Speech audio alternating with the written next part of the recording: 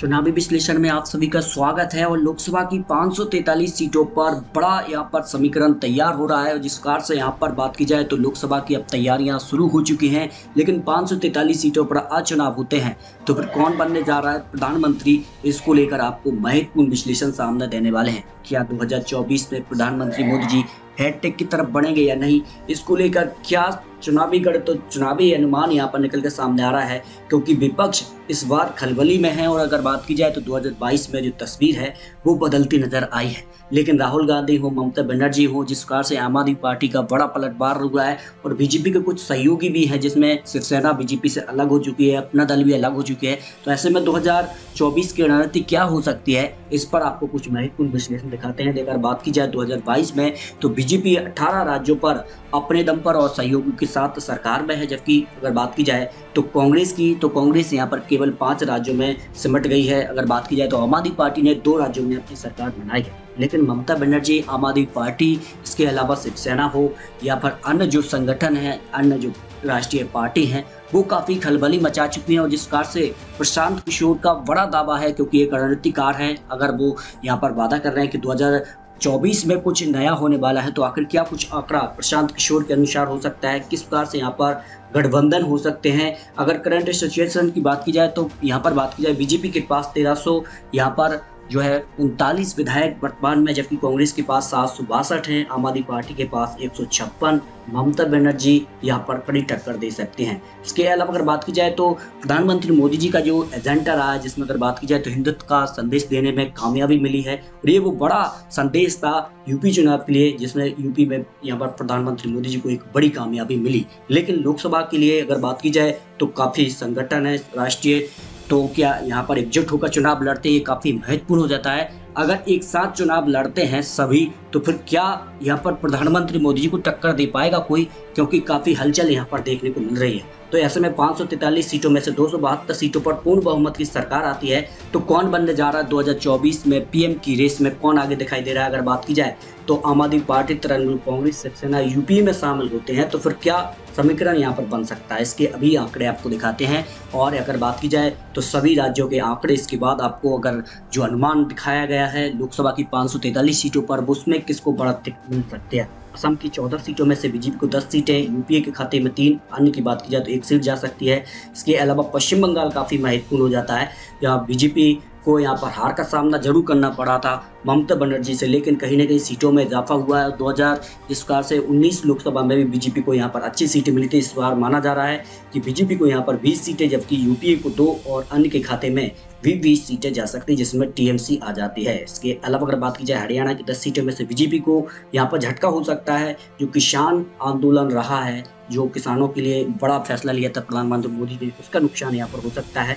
तो बीजेपी को किसान आंदोलन का नुकसान हो रहा है, इससे विभाजन 4 सीटें, जबकि यूपी के खाते में 6 सीटें जा सकती हैं। इसके अलावा केरल की 20 सीटों में से बीजेपी को 7 सीटें, जबकि यूपीए के खाते में 13 सीटें जा सकती हैं। तमिलनाडु की 39 सीटों में से यूपीए के खाते में 10 सीटें, बीजेपी के पक्ष में 20 सीटें, अन्य की बात की जाए तो 9 सीटें जा सकती हैं। जो बीजेपी यहाँ पर गठबंधन है, यहाँ पर बीजेपी को फायदा हो रहा है। दिल्ली की 7 सीटों पर एक बार फिर से बीजेपी का कब्जा हो सकता है, जो आंकड़े निकल रहे हैं। इसके अलावा आंध्र प्रदेश की 25 सीटों में से बीजेपी को 15 सीटें, यूपी के खाते में 7 सीटें, अन्य की बात की जाए 3 लोकसभा सीटें जा सकती हैं। राजस्थान में बड़ा उलटफेर हो सकता है, राजस्थान में बीजेपी को 20 लोकसभा सीटें, यूपी के खाते में 4 सीटें, अन्य की बात की जाए तो 1 लोकसभा सीट जा सकती है। पंजाब की 13 सीटों में से बीजेपी को 3 सीटें जा सकती हैं लोकसभा की, जबकि यूपी के खाते में यहाँ पर बात की जाए तो 10 सीटें, लेकिन आम आदमी पार्टी का यहाँ पर कब्जा हुआ है। इस कारण आम आदमी पार्टी का अब आंकड़ा यहाँ पर बढ़ सकता है, जो अनुमान रहा है आम आदमी पार्टी यहाँ पर खलबली मचा सकती है। इसके अलावा छत्तीसगढ़ की 11 लोकसभा सीटों में से बीजेपी को 8 सीटें, यूपी के खाते में 3 लोकसभा सीटें जा सकती हैं। पौंडीचेरी की 1 लोकसभा सीट यूपी के पक्ष में जा सकती है। झारखंड की 14 सीटें, बीजेपी के पक्ष में 10 सीटें, जबकि यूपी के खाते में 4 लोकसभा सीटें जा सकती हैं। महाराष्ट्र की 48 लोकसभा सीटों की बात की जाए तो बीजेपी को 15 लोकसभा सीटें जा सकती हैं, यूपीए के खाते में 13 लोकसभा सीटें, क्योंकि जो महाराष्ट्र में गठबंधन है वो बदल गया है। बीजेपी के साथ जो शिवसेना गठबंधन था वो अलग हो चुका है, इस कारण यूपी को फायदा हो रहा है, जिसमें शिवसेना है, एनसीपी है और कांग्रेस यहाँ पर चुनाव लड़ते हैं। इसके अलावा कर्नाटक की 28 लोकसभा सीटों में से बीजेपी को यहाँ पर 21 लोकसभा सीटें, यूपी के खाते में 7 लोकसभा सीटें जा सकती हैं। बीजेपी की अगर बात की जाए उड़ीसा के लिए तो 21 सीटों में से 10 सीटें, जबकि यूपी के पक्ष में 5 सीटें, अन्य की बात की जाए तो 6 लोकसभा सीटें जा सकती हैं। मध्य प्रदेश की 29 लोकसभा सीटों में से बीजेपी को 25 लोकसभा सीटें जा सकती हैं, यूपी के पक्ष में 4 लोकसभा सीटें जा सकती हैं, जो यहाँ पर बड़ा हो सकता है। जबकि मणिपुर की 2 लोकसभा सीटों की अगर बात की जाए तो एक सीट बीजेपी और यूपीए के पक्ष में जा सकती है। उत्तर प्रदेश की 80 लोकसभा सीटों में से यहाँ पर बात की जाए तो बीजेपी को 70 लोकसभा सीटें हैं, यूपी के पक्ष में 2, जबकि अन्य की बात की जाए जिसमें अगर बात की जाए तो यहाँ पर समाजवादी पार्टी है तो उसको 8 लोकसभा सीटें आ सकती है, जो अनुमान रहा है। उत्तराखंड की 5 की सीटों पर जो यहाँ पर अनुमान है कि बीजेपी को 4 लोकसभा सीटें, 1 सीट यूपी के पक्ष में जा सकती है। गुजरात की 26 लोकसभा सीटें आ जाती हैं और एक बार फिर से सभी 26 सीटों पर बीजेपी को जीत मिलने का अनुमान रहा है। अरुणाचल प्रदेश की 2 लोकसभा सीटें, दोनों सीटों पर बीजेपी का कब्जा हो सकता है। इसके अलावा अगर बात की जाए तो मेघालय की दोनों सीटों पर एक सीट यूपीए और एनडीए के पक्ष में जा सकती है।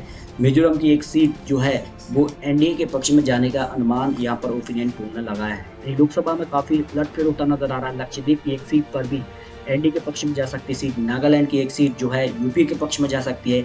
जम्मू और कश्मीर की 6 लोकसभा सीटें काफी महत्वपूर्ण हो जाती हैं। ऐसे में जो यहाँ पर एमसीडी चुनाव रहे थे, जो स्थानीय निकाय चुनाव रहे थे, तो बीजेपी को यहाँ पर फायदा हुआ था और इस कारण बीजेपी को अब जम्मू और कश्मीर में भी 4 लोकसभा सीटें मिल सकती हैं, यूपी के पक्ष में 2 सीटें जा सकती हैं। हिमाचल प्रदेश की 4 लोकसभा सीटों में से बीजेपी को 3 लोकसभा सीट, 1 सीट यहाँ पर यूपी के पक्ष में आ सकती है। सिक्किम की 1 सीट जो है एनडीए के पक्ष में जा सकती है। बिहार की 40 लोकसभा सीटें काफी महत्वपूर्ण हो जाती हैं। तो बीजेपी यहाँ पर जेडीयू को 30 लोकसभा सीटें गठबंधन में चुनाव लड़ेंगे और यूपी के पक्ष में 9 लोकसभा सीटें, 1 सीट अन्य के पक्ष में जा सकती है। गोवा की दोनों सीटों पर बीजेपी को जीत मिल सकती है, क्योंकि गोवा में बीजेपी ने हाल ही में सरकार बनाई, इस कारण दोनों सीटें लोकसभा की जा सकती हैं। इसके अलावा दमन और दीव की 1 सीट जो है वो एनडीए के पक्ष में जा सकती है। दादर नगर हवेली की 1 सीट पर बीजेपी या फिर शिवसेना का कब्जा हो सकता है, क्योंकि हाल ही में जो चुनाव था यहाँ पर वहाँ पर शिवसेना ने यहाँ पर बाजी मारी है। तेलंगाना की 17 लोकसभा सीटों में अगर बात की जाए तो बीजेपी को यहाँ पर 8 लोकसभा सीटें, यूपी के पक्ष में 2 सीटें और अन्य की बात की जाए तो 7 सीटें अन्य के पक्ष में जा सकते हैं। त्रिपुरा की 2 लोकसभा सीटों में से बीजेपी को 1 सीट यूएनडीए और अंडमान निकोबार की 1 लोकसभा सीट बीजेपी यानी एनडीए के पक्ष में जाने का अनुमान है। चंडीगढ़ की 1 लोकसभा सीट भी एनडीए के पक्ष में जाती नजर आ रही है। यानी सभी 543 सीटों के बाद अगर बात की जाए तो एनडीए को 210 से ज़्यादा सीटें मिलने का अनुमान लगाया जा रहा है। एक बार फिर से प्रधानमंत्री मोदी जी हैट्रिक की तरफ बढ़ रहे हैं, जबकि यूपी के पक्ष में 137 सीटें और अन्य की बात की जाए तो 96 सीटें अन्य के पक्ष में जा सकती हैं। लेकिन आपको बता दें कि अगर यूपी के साथ अन्य जो गठबंधन हैं वो अगर साथ आ जाते हैं, जिसमें शिवसेना की बात की जाए लोकसभा के दौरान अगर वो साथ लड़ते हैं, समाजवादी पार्टी आ जाती है, आरजेडी आती है, ममता बनर्जी और यहाँ पर बात की जाए तो आम आदमी पार्टी अगर साथ मिलकर चुनाव लड़ते हैं तो फिर ये तस्वीर जो है वो बदल भी सकती है। 2024 में फिर कौन बनेगा प्रधानमंत्री, ये काफी महत्वपूर्ण हो जाता है। तो दोस्तों, आपको लगता क्या है, क्या प्रधानमंत्री मोदी जी 2024 में हैट्रिक लगा पाएंगे या फिर यहाँ पर यूपीए जो विपक्ष है वो एक साथ चुनाव लड़कर कहीं न कहीं 2024 में कुछ नया करेगा? तो इस पर अपनी राय रख सकते हैं और सटीक और महत्वपूर्ण विश्लेषण के साथ फिर मिलते हैं, क्योंकि ये तो चुनावी अनुमान, चुनावी आंकड़े हैं। आने वाले वक्त में किस प्रकार के यहाँ पर जो है फैसले लेते हैं प्रधानमंत्री मोदी जी और राहुल गांधी, क्या रणनीति के तहत, प्रशांत किशोर की रणनीति के तहत क्या कुछ होगा, ये तो आने वाला वक्त ही बताएगा। तो मिलते हैं सटीक महत्वपूर्ण विश्लेषण के साथ, तब तक के लिए जय हिंद, जय भारत।